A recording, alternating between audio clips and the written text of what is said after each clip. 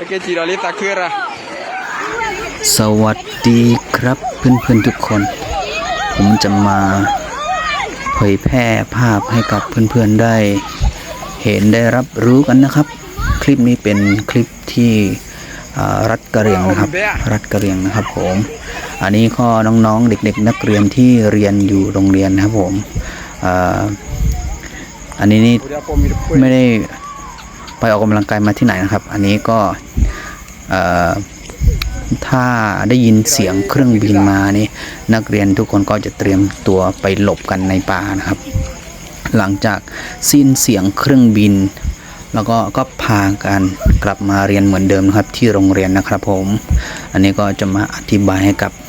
เพื่อนๆที่เห็นและรับชมได้รับรู้ได้เห็นครับถ้าบางคนแบบดูแล้วไม่รู้อะไรเลยเหตุเกิดจากอะไรทำไมนี่นักเรียนเดินมาเยอะแยะเลยอันนี้ก็เหตุเกิดจากเครื่องบินครับเครื่องบินของพม่านะครับ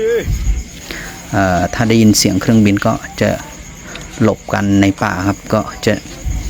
เดินหนีเข้าไปในป่าถ้าสิ้นเสียงเครื่องบินก็กลับมาเรียนต่อเหมือนเดิมนะครับผมอันนี้ก็